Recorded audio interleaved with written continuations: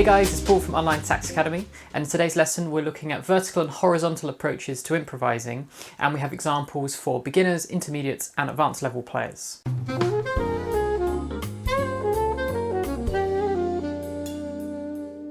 So you can get yourself the free transcription of the examples that we're using in today's lesson so that you can play along and have a look at what's going on more easily.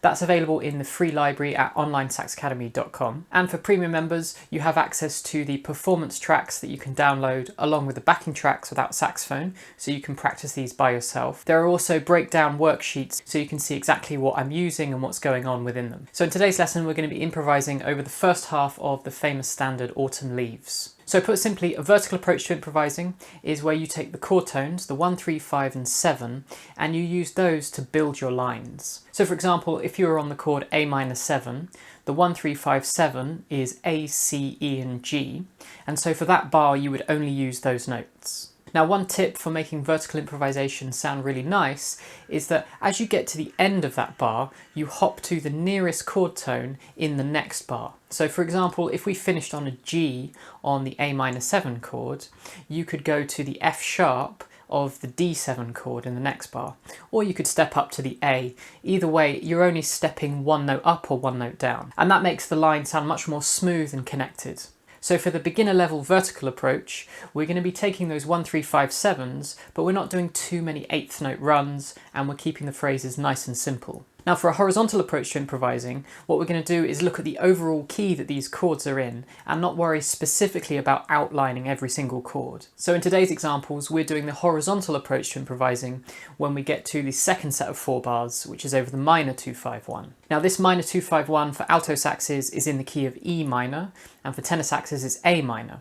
So for the beginner version, I'm just taking the E minor pentatonic scale and using those notes. For the intermediate vertical approach, it's a little bit faster and we're using a lot more 8th notes, which allows us to really outline these chords. And of course, we're still moving to the nearest chord tone as we get to the end of one bar and start the next. And for the horizontal approach, we're also including the flattened 5th in the minor pentatonic, which turns it from a minor pentatonic into a blues scale. On the advanced version, for the vertical approach, we're still using mainly chord tones, but we're now altering some of those chord tones. So for example, on the second chord, we're using things like the flat 13, and that creates more tension. For the horizontal approach in the advanced version, we're also using that blues scale, but we're also taking notes from the wider full minor scale as well. Alright, so here's the beginner version. It's going to be alternating with 4 measures with a vertical approach, and then 4 measures with a horizontal approach.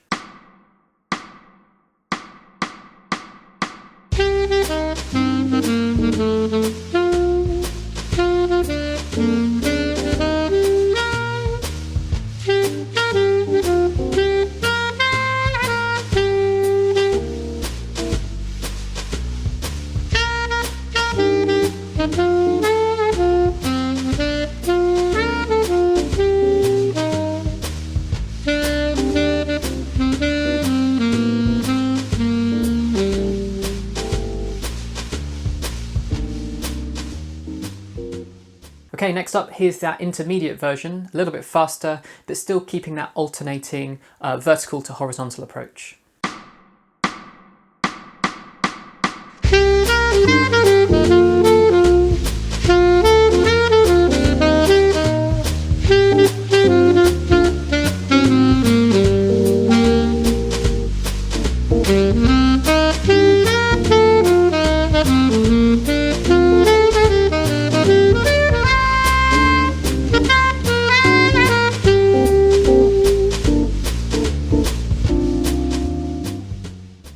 And finally, here's the advanced version.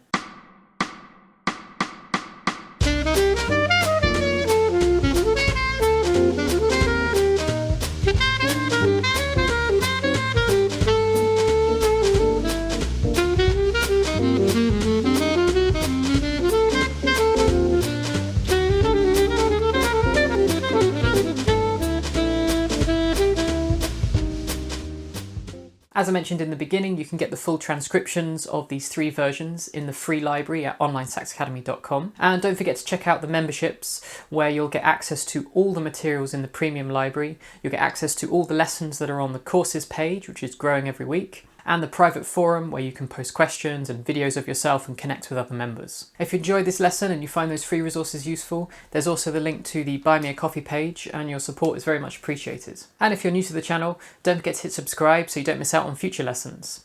Alright, I'll see you next week.